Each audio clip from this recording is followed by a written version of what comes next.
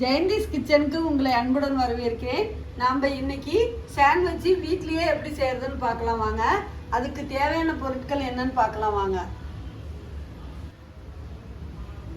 Bread நம்ம கொஞ்சம் எடுத்துக்கலாம் தேவையான அளவு.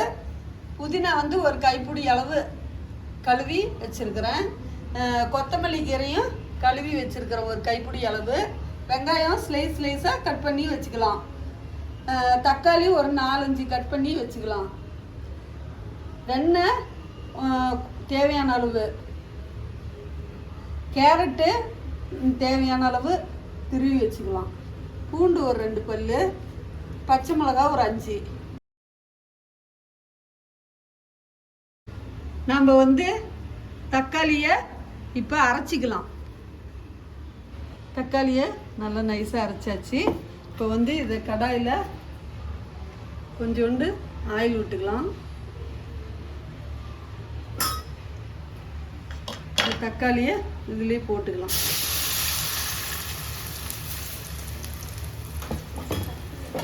நல்லா கொஞ்ச நேரம் நல்லா வதக்கிக்கலாம். இதில் கொஞ்சோண்டு உப்பு போட்டுக்கலாம். கொஞ்சமாக உப்பு.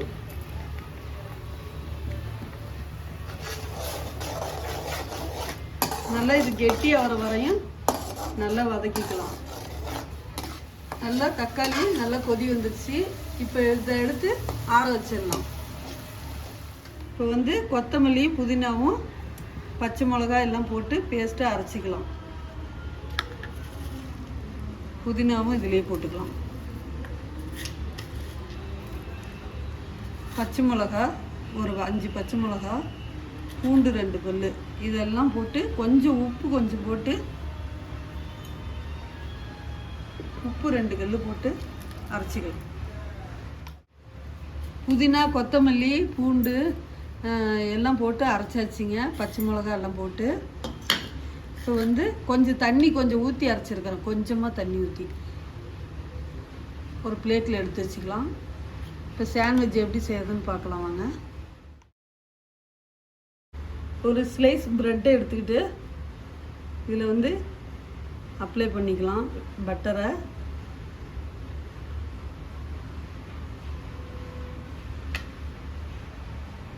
தக்காளி நம்ம அரைச்சி கொதிக்க வச்சதை இப்போ இதில் போட்டு அப்ளை பண்ணிக்கலாம்.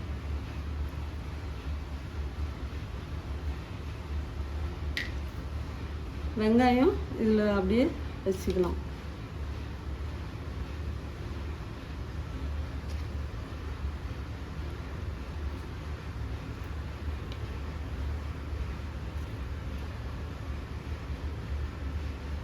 இது ஒரு பிளேட்டில் வச்சுக்கலாம். இன்னொரு ஸ்லைஸ் ப்ரெட் எடுத்து அதேமாரியே பட்டர் வச்சு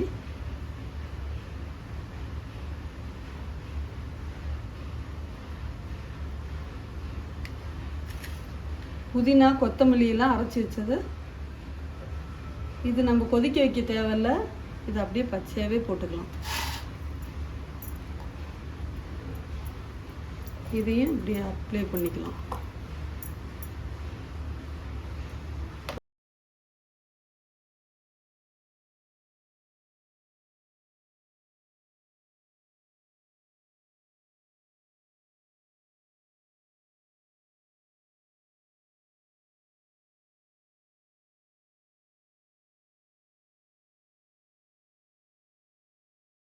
பெப்பரை இதில் கொஞ்சம் போட்டுக்கலாம். மேலே தூவிக்கலாம்.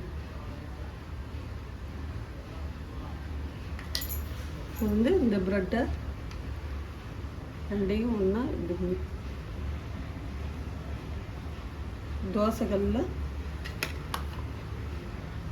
தோசைகளில் பட்டர் கொஞ்சம் போட்டு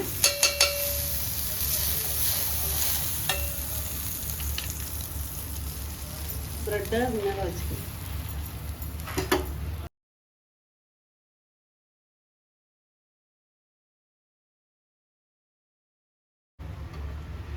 கொஞ்ச நேரம் ஹீட் ஆயிடுச்சு. இப்போ திருப்பி போட்டுக்கலாம்.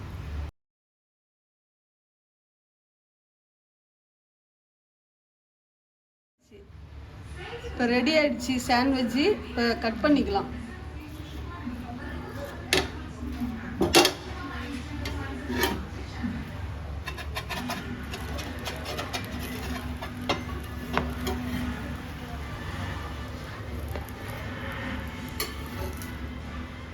சாண்ட்விச் ரெடி ஆயிடுச்சு.